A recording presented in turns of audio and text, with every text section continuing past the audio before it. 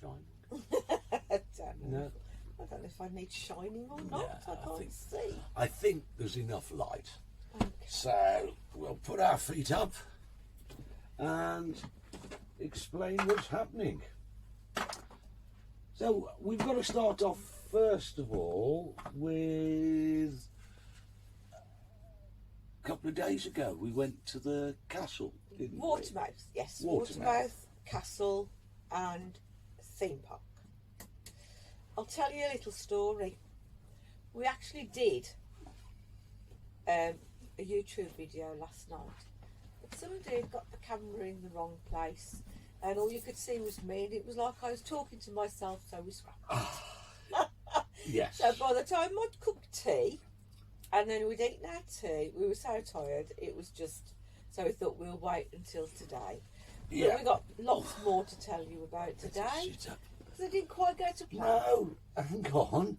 So after we'd finished at Watermouth after Castle, well, I can't even remember where we went to. Where did we go? Ilfracombe. Ilfracombe. Oh yes, we went to Ilfracombe.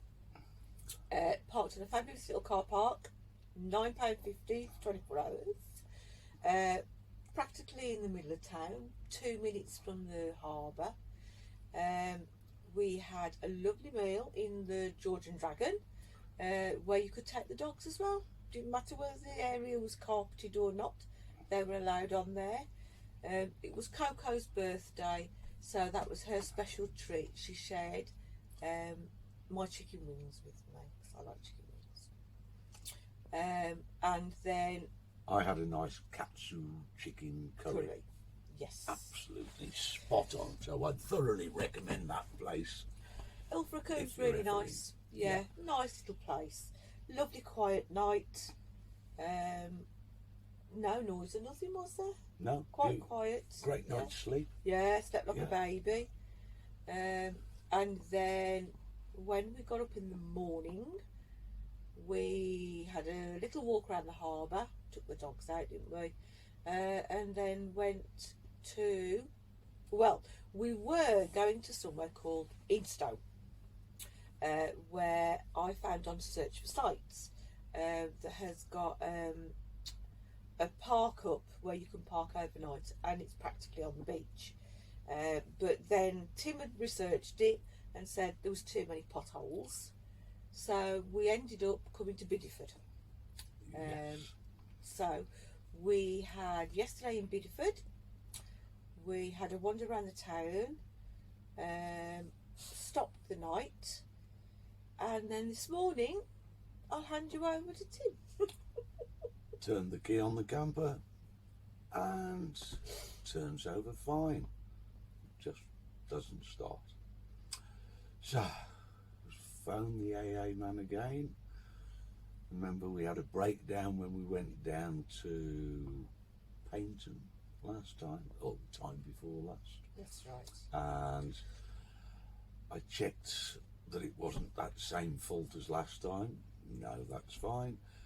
So the AA man believes that it's the immobiliser, yeah, that is playing up either on the key, the ignition barrel, or whatever. But he knows an electronics man who's fully aware of these faults and says they're becoming very, very common over the last couple of months.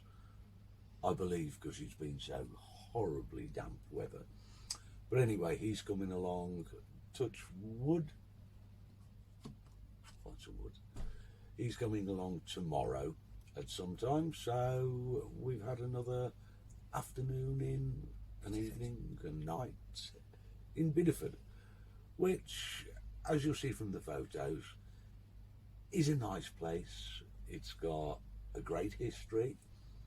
I'd managed to pick up 2 King's design silver mustard spoons that I can hopefully make a couple of rings out of for a present for later on in the year for a couple that are getting married. So a nice walk round Bideford today. It was, yes. Yeah. It was raining a bit. We got a little bit damp, but nothing major. But it's got some nice little streets, some nice little shops. Not quite the day we'd got planned. What about all the boat, all the ships? Oh yeah, there's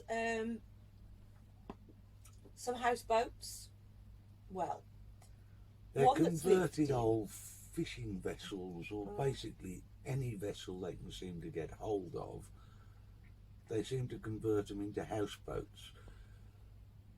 Bideford, going back to history, was one of the main tobacco importation ports, and for boat repairs, because there's such a lot of mud flats at the side of the river that's an estuary, so it's a tidal estuary, which means that they can bring these huge boats in, take them up to the embankments, let the tide go out, the ships settle into the mud, and then that means they can offload the tobacco imports and do any repairs to the boats, which was where our friend Thomas Benson MP, he had a boat builders down at Appledore,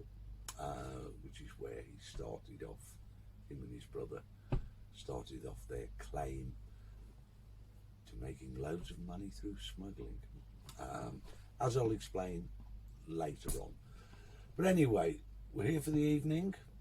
We are. We had a really nice chili that Sheena cooked yesterday, so that was nice, wasn't it, last we'll night? probably have that again tonight, I think. And or cheese and biscuits, because I'm not very hungry at the moment. yeah, the dogs are absolutely loving it.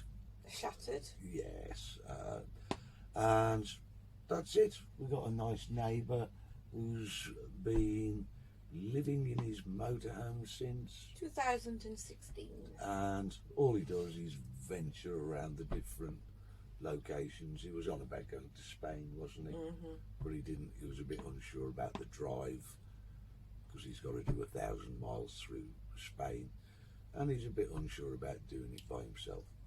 So Well, he said he didn't like driving in France because he didn't like the French. yes, Well, I love whatever, it's each to their own. So that's it. We're still having a great time, and we're currently living on a car park. I can think of worse things to do. But we can see the river. The river's right in front of us. Yes, we're looking out over the river whilst we're speaking to you, and there's some characters that live on these boats. There's a little young kid that came trundling along the other day that lives Just two to the boats side, down. Yeah. Yeah. Dreadlocks in his hair and everything. So They've just gone onto the fair. We've come onto the car park. There's a fair on the car park till the 25th. So there's one or two people down there tonight because it was raining last night, so there wasn't so many people about. Yeah.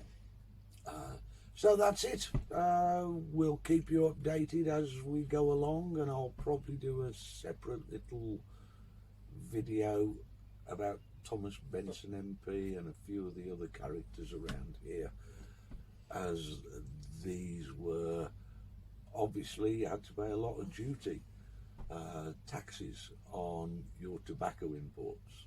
So if you could find a way of getting them in, smuggled into Bideford or Barnstaple or Appledore or Lundy. or Lundy, or what was the sands that we were going to go to, Instow. or Instow Sands perhaps, then it was quite a profitable venture in years gone by in the 1700s. So speak to you soon.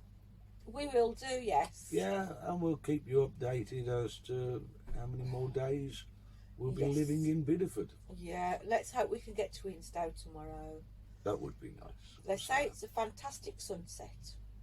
So we'll see. We'll see. If- So, That's if the if sun there's comes any out. sun, Yeah. yes. That's if Okay. it comes out. All right then. Bye for now. Bye. What do you mean, what am I doing? I'm just sitting here with my glass of Prosecco. What are you doing? I bought today. Tell the people what you bought today. I bought some antipasti grazing platter. Okay. Selection of mixed olives with cheddar cheese, green olives and peppers, mozzarella and slow roasted tomatoes. Whoa, what do you think to that, Louis? I haven't finished yet. Crunchy habas fritters and Yeah. giant chili corn. I see. Now, we got caught in the rain, unfortunately, so Coco's currently hiding beneath her blanket. And, oh, you can't see the rain, but it is raining. A lovely view over the river, though. So, we'll carry on drinking and await some Food. food. Chili con carne. Chili con carne. Catch you in about an hour.